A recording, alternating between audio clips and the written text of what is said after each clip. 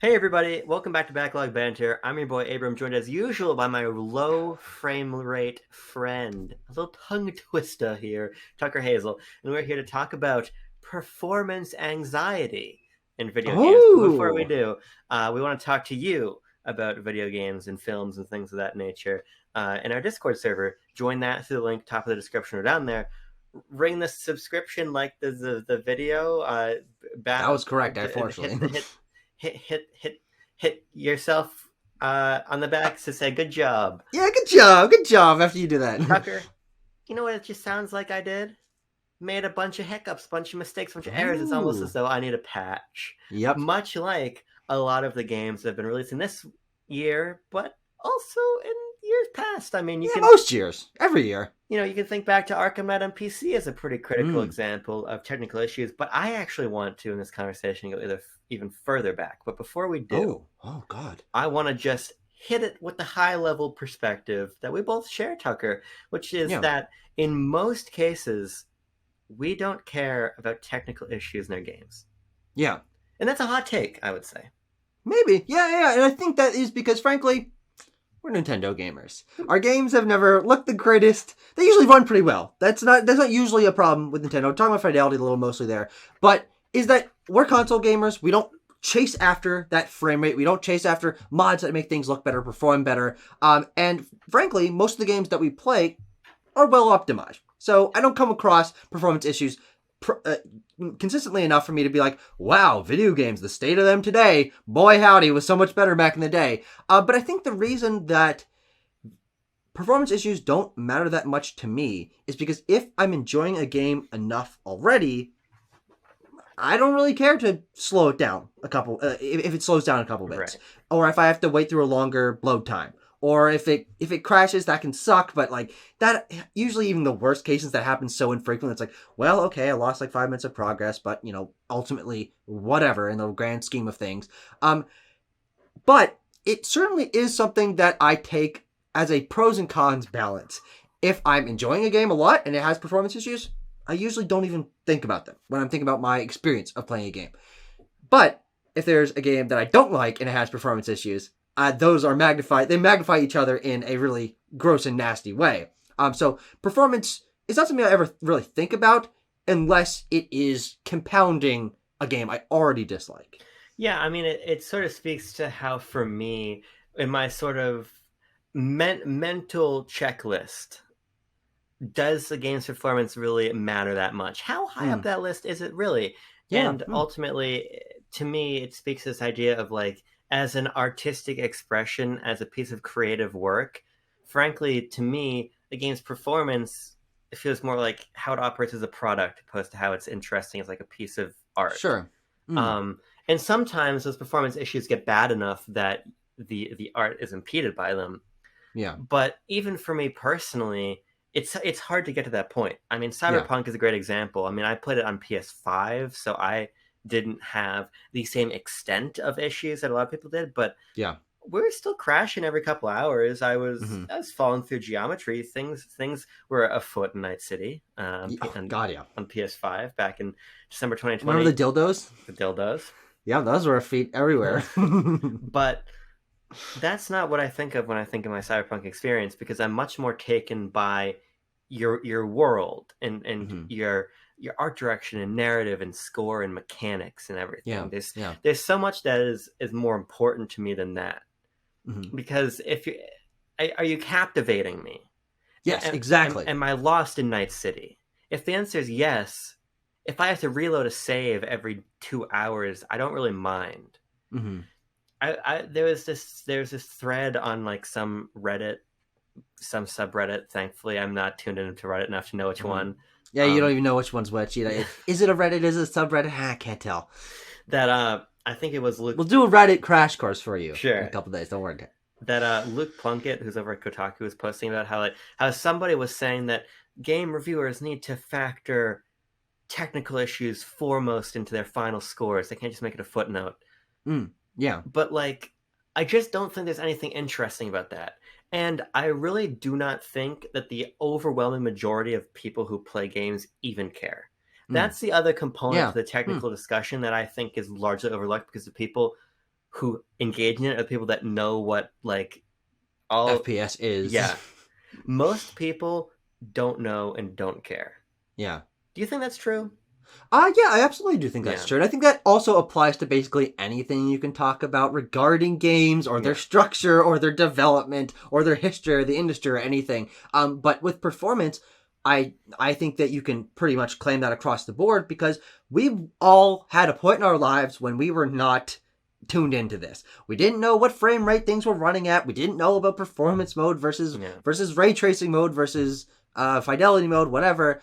And we all played games that probably didn't run the greatest. I mean, there have been poorly running games for the entire history of video games. Right. You go back and you play some, even like NES games, and Mario Bros. 3 has things that are not loading properly on the right side, or the Mega Man games have so many enemies on screen at once that you're moving at like half frame rate. And that has sort of retroactively been like spun into, oh, that's how the game was supposed to be played. So you gotta factor that into the way you played the game. It's like, okay, maybe that's a little bit of horseshit. But I do think that people are able to justify things in their minds when they're kids because it's a lot easier to be enraptured in a world when you don't have the unfortunate weight of reality bearing down upon you. This was a product made by a team under a corporation, and it was pushed out without enough development time to make these issues glossed over. That's what really factors into the mindset of someone reviewing a game that doesn't perform well technically.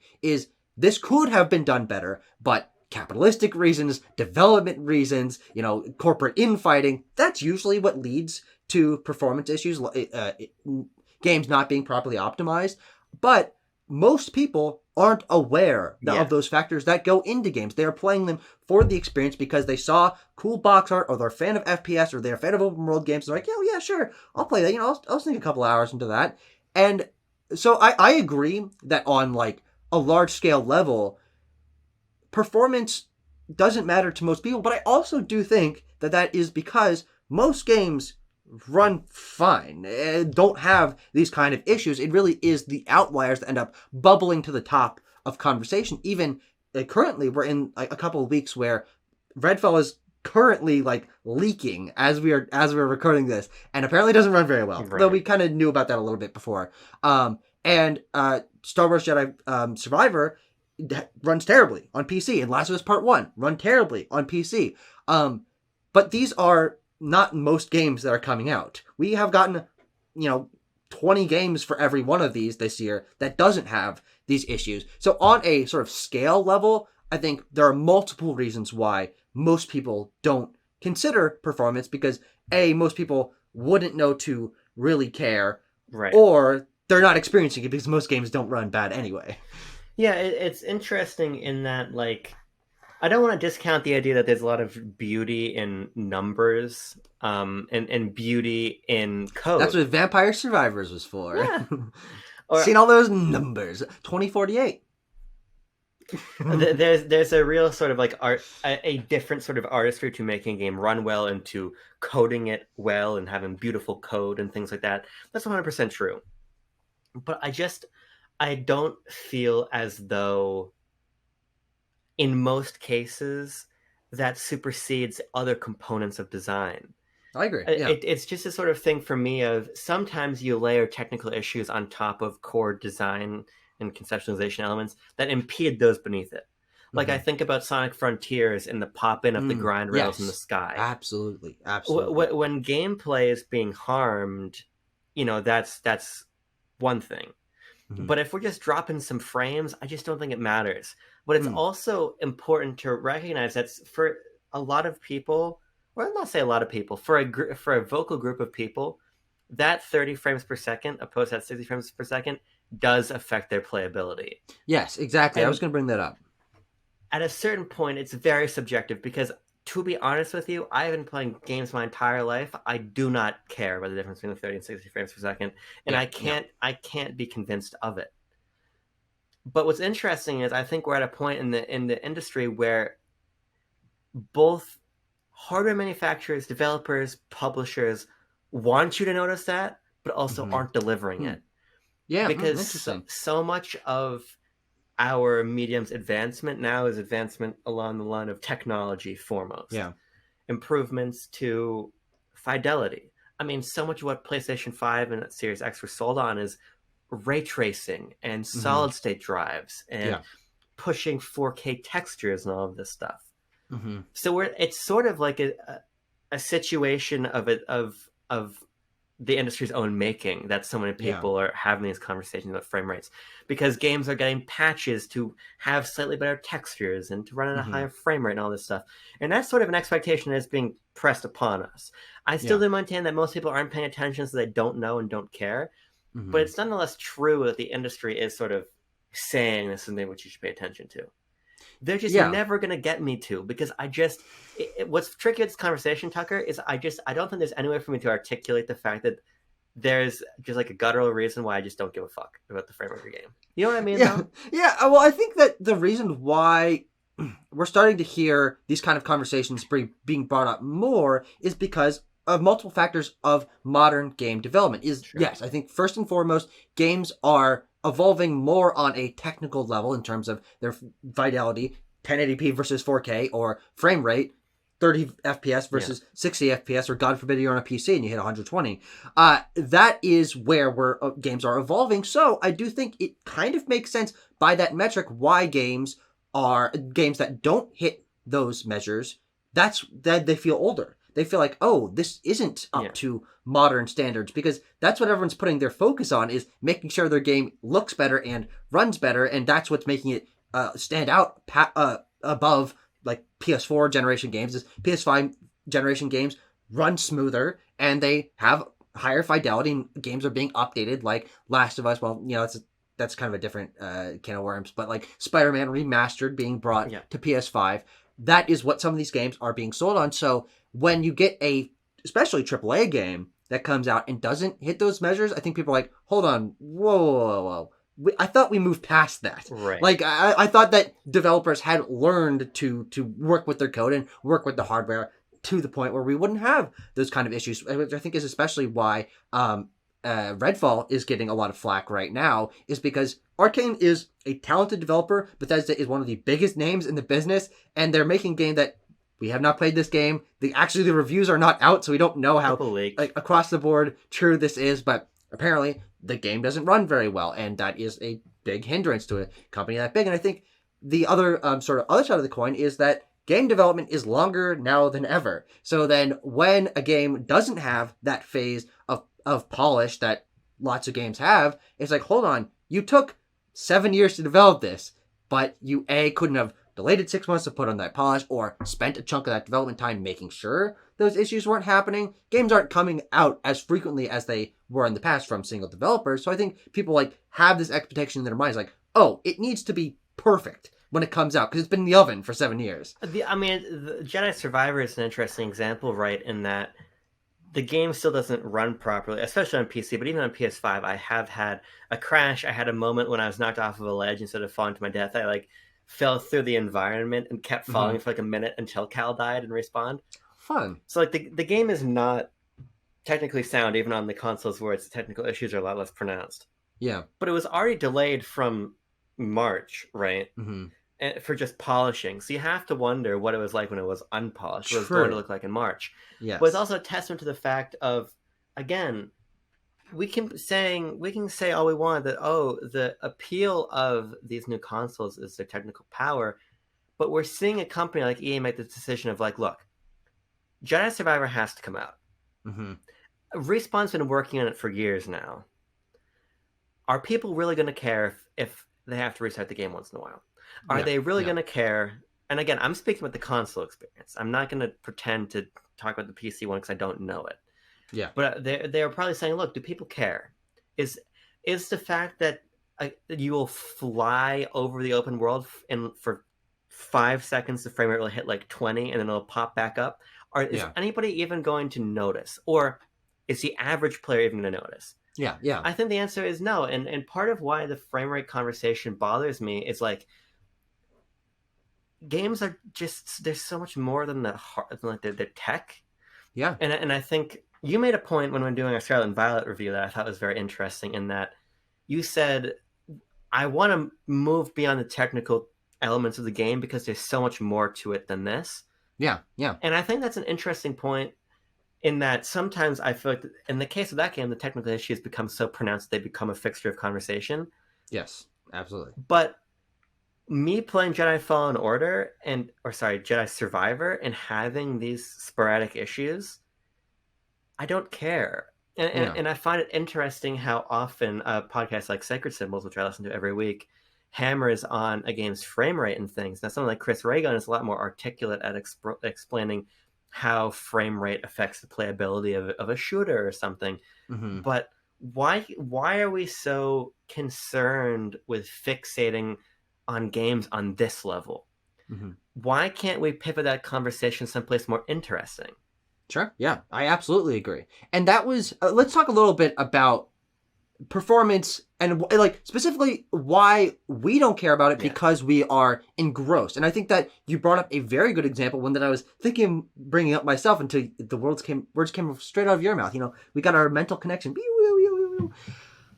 Pokemon Scarlet and Violet. Yeah. That game, every screenshot you looked at, every Twitter post of a guy with giant legs, or the Wiglet coming out of the guy's crotch area, or incredibly low frame rates, or low texture pop in the background, all that stuff, that was the narrative around that game, especially when it launched, is holy shit, this game runs bad. And to the most part, just like memes about it, it's like, wow, this was funny that the eyes on this character got super long, but I think that they were superseding the conversation around the game's design itself. And as someone who played that game and experienced, I actually don't think I experienced any like distortion of like character models. I had some weird shadows. I of course had frame rate drops. The textures weren't great. They just naturally aren't in the game.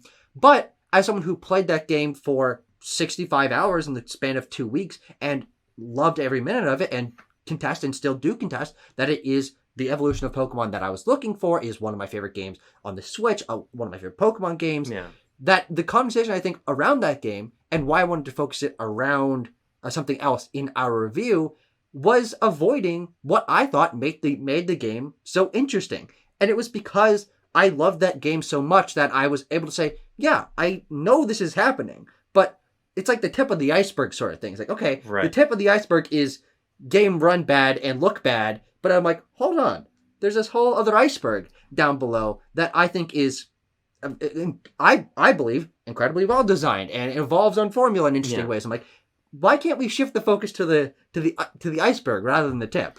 Yeah, and it's interesting because I completely disagree with everything you think is beneath that tip, but that's why our review is like 2 hours long and the technical issues comprise like 20 minutes of the conversation. Mm-hmm. And so nonetheless, I also wanted to move beyond that. In that case, I felt like the technical issues were sort of emblematic of my larger sentiment that the game was unfinished on the whole. Yeah, yeah. But you're right in that as the next hour and 40 of our conversation illustrated, that there was so much more going on there that was worthy of talking about on a creative level. Yeah. I think what Cyberpunk for me is it's the same thing, but for me, yes, absolutely. Yes, I crashed and I had these issues, but that was not at all a factor in my understanding of Cyberpunk. And the fact that those technical issues were as pervasive as they were, in my opinion, was CD Projekt Red completely undermining the own creative merit of their experience. Mm-hmm. So I'm not trying to say that technical issues aren't important, because we just gave two great examples of games that were, one, destroyed by, another sort of obfuscated by these technical problems they did have. Mm-hmm. And imagine the conversations that would have existed around both if they both had run well when they released. Absolutely. But I probably would have finished Cyberpunk. But the interesting thing about Cyberpunk, Tucker, is that now the game plays phenomenally on a technical level. Absolutely. And this is the other part of the conversation I think is really important. Yeah.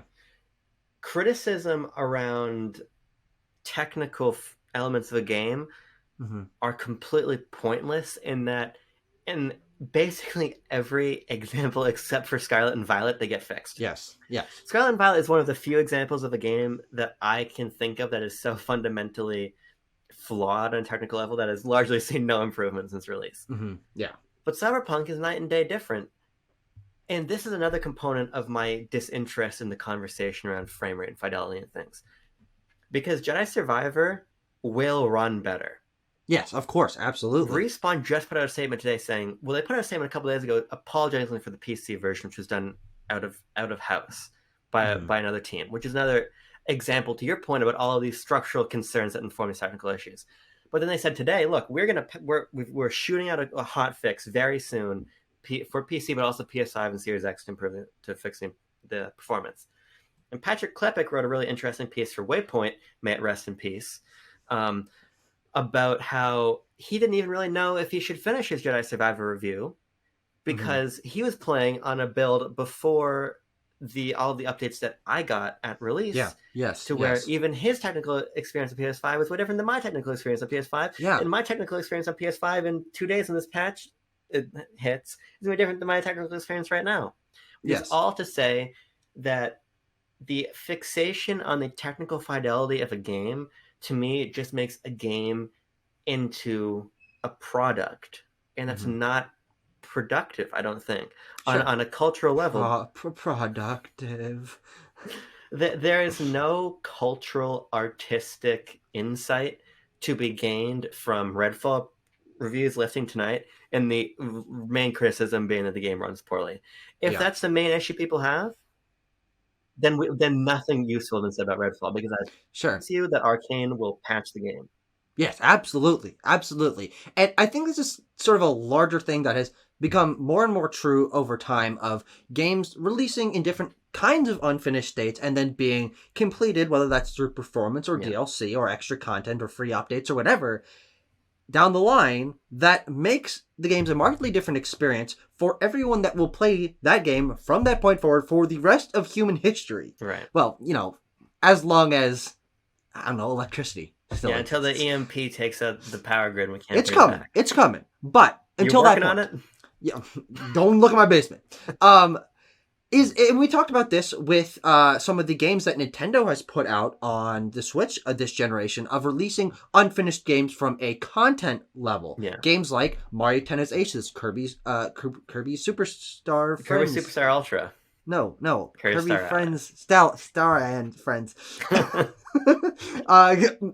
Super Rush, Mario Golf Super Rush. These are games that released, and the main conversation around them at their launch was, really, like, this is all you put in the game? And then they, for each of those, to differing degrees, added substantial post-launch content, and people complain about that. Oh, it should have been on the cart, whatever. But it's similar to our conversation about patches for performance. Games can improve, and I think it's a good thing on the whole, because especially for the performance of these games and why things like Cyberpunk aren't talked about in that same mind frame anymore. Of this is the game that runs bad, because frankly that's what Cyberpunk was Yeah. when it came out, and for its first 3 or 4 months, is that game doesn't run bad anymore. And so if you go and play that game and you're playing a game that looks good and runs good and has this interesting world and has this high production value and everything, and you're like, oh, wonder what the reviews for this game are. I'm gonna go look back at the reviews that when it came out. I was like, oh, and it basically just talks about performance issues. And same with Scarlet Valley. We'll see. Of course, that game is less likely to be fixed. But there's not a conversation around these games in a way that reflects the way that most people have played them and will play them going forward. And so I agree with you. That is why I would champion for performance issues to not be brought up as heavily as the focus for discussions and reviews around games, is because those conversations are relevant in the moment, but can and usually do quickly lose their relevance. And so for like cultural and historical reference, it's like, that's just basically useless because it's not true anymore. It's a blip on the timeline, which is why I sort of stray away from talking about things that I think won't hold that sort of long-term value in terms of conversation. Yeah, because I mean, there was a period of time, even like 2011 is an interesting example. When Skyward Sword released, there was a game destroying bug on the disc.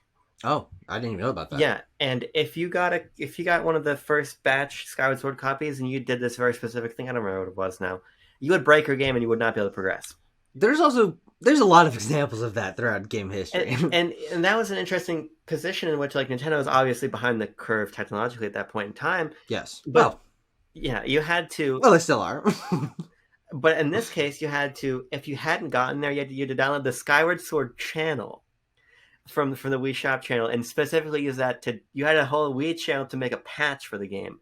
If you already fucked your disc, you had to send it into them, and they would do whatever the hell they were going to do to it. I guess maybe just send you a new disc or whatever. I don't know how that worked. Maybe you had to send your save somehow too. I don't know. Mm-hmm. Luckily, I don't think as a kid I was stupid and I could never get far enough into Skyward Sword to even be an issue for me. Sure. But we're not in that environment anymore. Yeah. And so you raise a really good point, and I think it brings kind of into conversation all of these things that I've been thinking about. In that CD Projekt Red didn't accidentally release Cyberpunk like this. Yeah, of course. And now that's an interesting one where you can make a pretty strong case, as they have been pursued legally over, that they were being misleading in how they presented that game. Yes, I would agree with that. So actually, let me use the example Jedi Survivor, just because it's on my mind right now. Yeah. The fact that there's a conversation right now about Star Wars Jedi Survivor being a technically insufficient game means that we've entirely lost the plot about how video games should be operating. Yeah. Because this game has such a dense world. The amount of geometry in these environments, number of things you can do in them, the scale of their vistas, the infrequency of loading. Yeah. The beauty of the textures and everything. This is a very, very advanced piece of software. But it's being criticized for being technically incompetent. Mm-hmm. Now, again, the PC thing is whatever that is. But if we've gotten to a point in terms of the cultural conversation around a game's sort of technical positioning, that if Jedi Survivor crashes a couple times or the frames drop in some places you're not locked to 60 frames, it's not up to standard. Yeah. I think we're in a really, really dire position in which our expectations for what games should be are majorly out of alignment with what they actually are going to. Yeah. Because again, Respawn and EA said, look, what we have here is nothing short of a great game. Mm-hmm. As reviews have illustrated, we have made, at minimum, a great Star Wars game with a deep narrative and deep gameplay and in a vast open world and all this stuff. The game is great.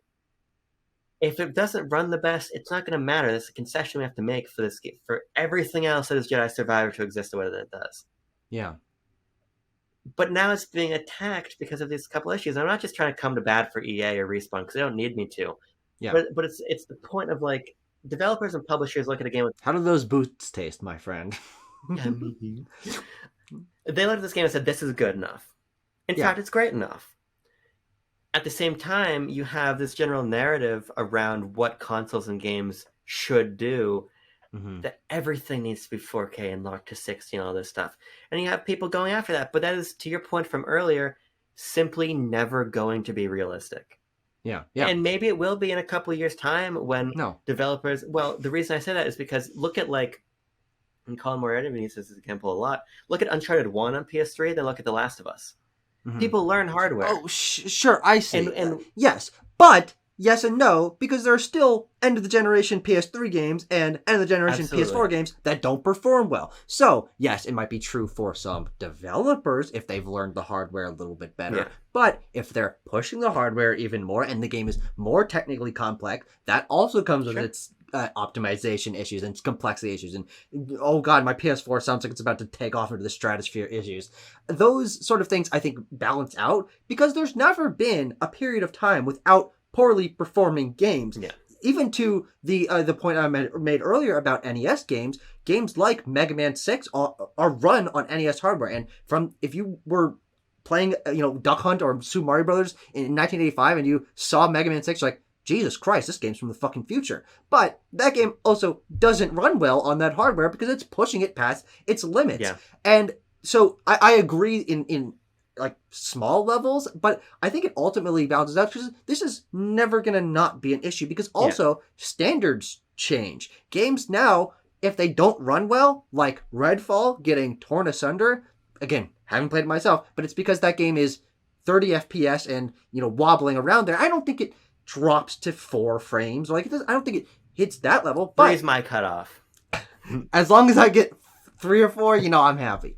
But that is a standard that has changed over time because 30 FPS was, that was the norm. It wasn't 60 Yeah. at a certain point in time. And now we're at the point where 60 is across the board expected, whether that's, valid or not. And now this is not hitting that because, and that's going to happen eventually even past that. I know you can't see it, but eventually games will perform better than 60 FPS. They already do, and especially on PC and with mods and stuff, they can perform better than that, but that will continually become more and more prevalent as games take advantage of this hardware. It becomes easier to have games run Right. at higher frame rates and fidelities. And there will still be teams that can't make that work. And so I just think that this is kind of like a wash across games history. It's like some games are going to perform great and some are not.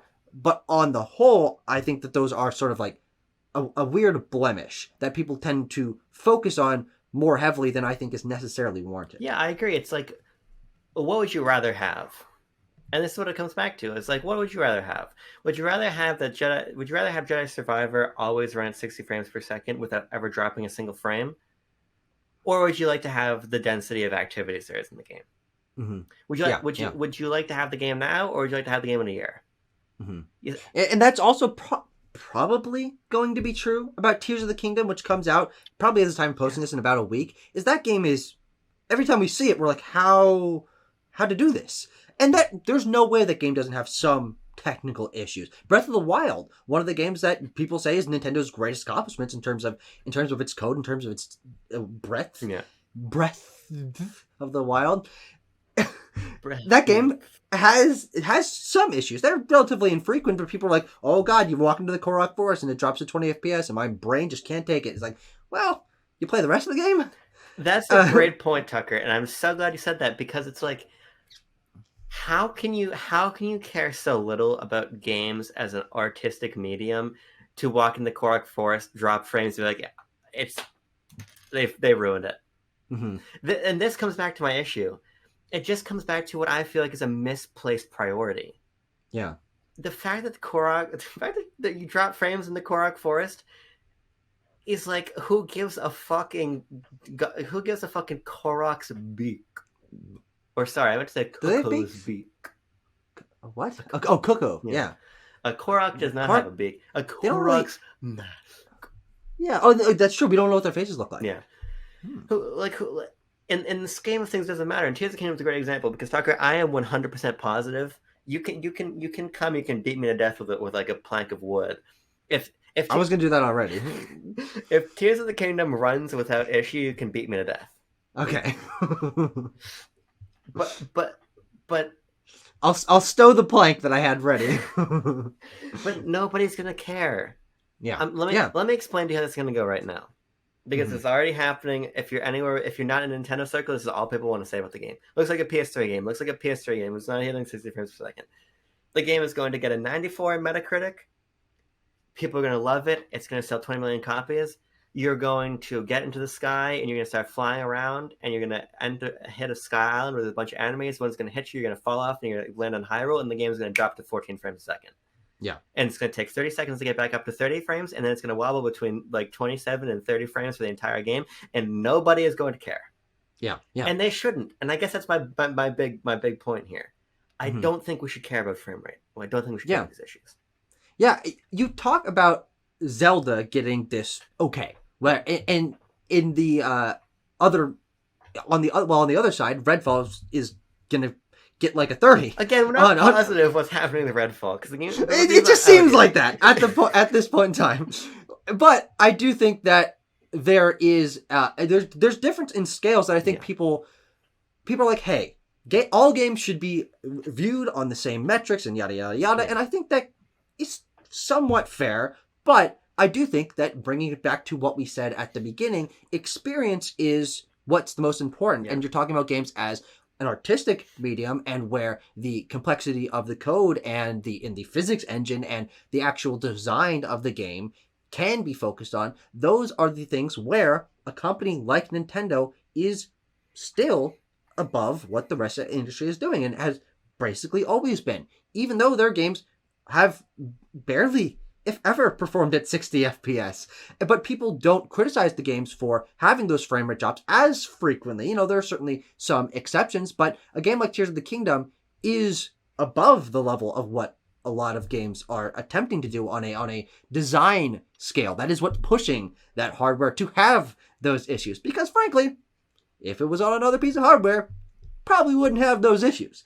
But you got to talk about the ecosystem in which Nintendo works on and the portability of the Nintendo Switch that's going to lend it to be having these kind of issues on a greater scale. I am ready for Tears of the Kingdom to perform fine, but I'm also ready to probably never talk about that in conversation, because you hear a few people mention like the Korok Forest frame drops occasionally, but usually that's in I gotta criticize something about Breath of the Wild, so I'll bring that up as a problem with the game.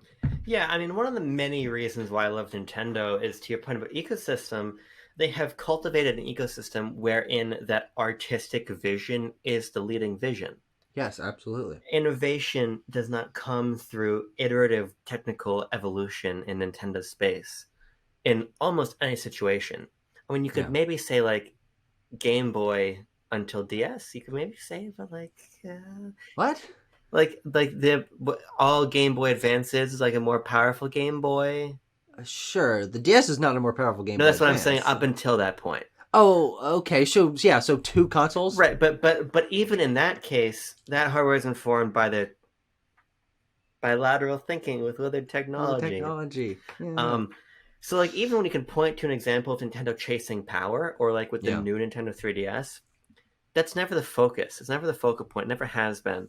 And because of that, and because I've been a Nintendo fan foremost Yeah. for basically my entire time playing games, I have this appreciation for things that aren't technically based, Yeah. and Yeah. and that's in stark In contrast, fact, they're technically cringe. technically cringe. Uh, Scotland Valley is technically cringe, but that's a Pokemon company and Game Freak game. Um, PlayStation and Xbox have only ever been about that Yeah. Yeah. technical climb. They've only ever been about that. So it would make sense that there's a group of people saying this needs to be this. We need that Yes. frame rate. And you know what that group of people is? Yeah, Most gamers, because most gamers are PC, PlayStation, or Xbox. Nintendo is a lot of gamers, but people that are primarily Nintendo gamers are continuing to become less and less existent in this industry. yeah, but it also goes back again to the point of like this is the appeal being made by Sony and Microsoft, but I don't think that the mainstream people that play video games, not just people who are in the gaming in like discourses.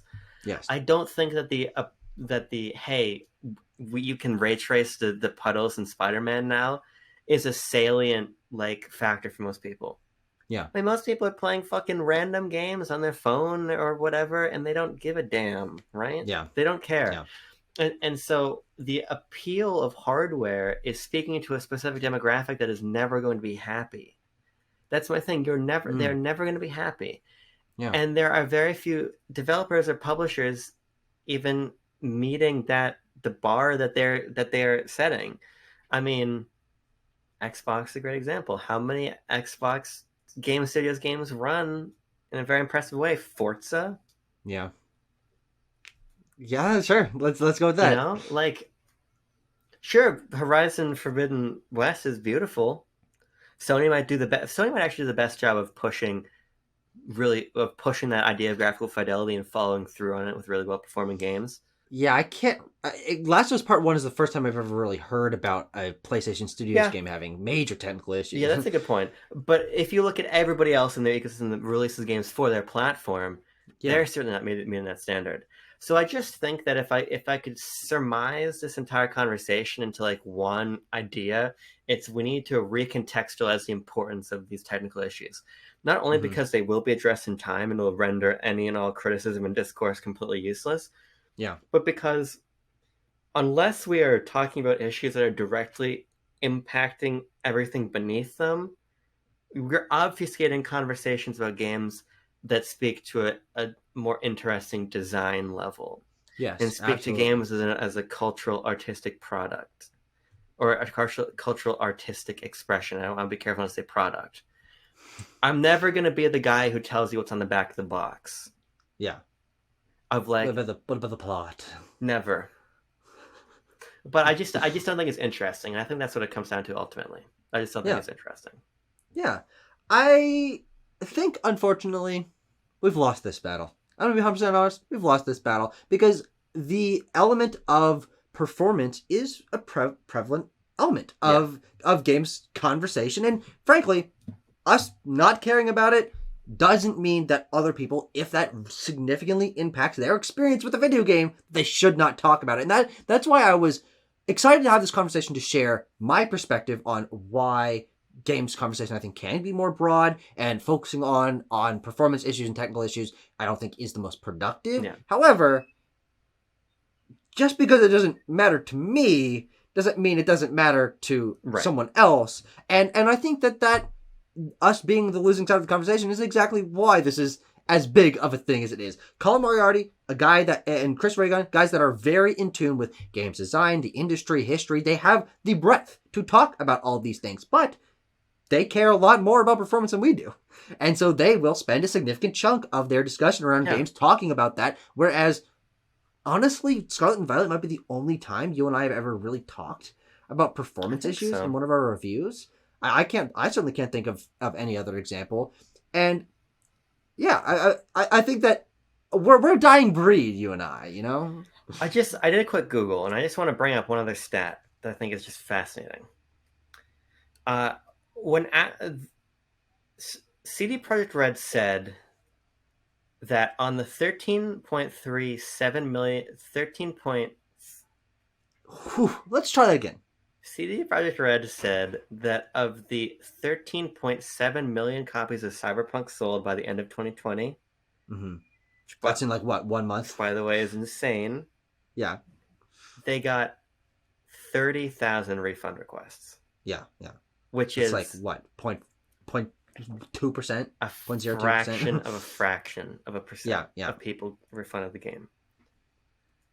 I just think that it speaks to the fact that we are pushing a narrative about the importance of these issues to a group of people who are not that moved by them.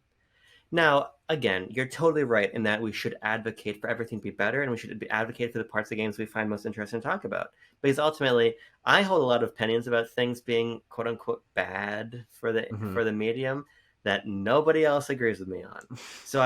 And we should make videos about this. Yeah. So I hesitate to be this sort of dismissive, as I sort of have been in part, of people talking about these technical problems. But I just think that at the same time, there needs to be an alignment at a certain point on the fact that I just don't think that this push for fidelity is moving the needle for a lot of people. Yeah. Because you would suspect that a lot more people would have been asking for refund requests than 30,000. True. Out of that 13 million. Very true. So, I think I was one of those. Were you really? Yeah, I think Tanner and I got a refund. I don't think I own the game anymore. I don't think we ever bought it again. David Jaffe asked for a refund for Crash Team Rumble. That came out? I'm not sure. Well, for more biting criticism and intelligent analysis like this, we don't even know if Crash Team Rumble's come out. Not that that's particularly relevant. Subscribe to Backlog Magic. You know what I'm saying? No, I don't. Can you explain it? I'm feeling centered. I'm looking at my lemon drops, and they're invigorating me. Sure. They're not in your mouth, though. They're just on your eyes. Got one in my bottom, though. Pucker. I like suppository candy. Mm-hmm. There's that, unfortunately, that exists somewhere. Just gives you a sugar rush for your asshole? Yeah. Yeah. And it just takes time. You know, it works into your bloodstream a little slower. Mm-hmm. Delayed reaction. No, isn't that the opposite? Doesn't it go into your bloodstream really fast through your butt? Isn't that the point of suppositories? I've only done a suppository once in my life. You've done one? I don't remember why, but I had some sort of illness, and my uncle's like, "Your uncle?" Pat? No, he wasn't there. He suggested to my dad, because he's a fucking Officer McDurginshin, whatever the fuck, pediatrician. He does a little doctoring. And he's like, Patrick? A pediatrician? No, he's a I don't know. He works in the fucking AR or whatever.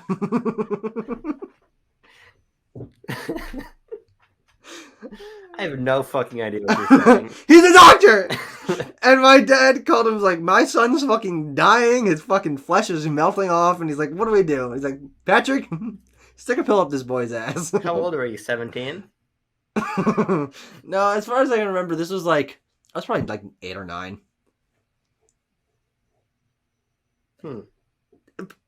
People do, it's a thing that exists.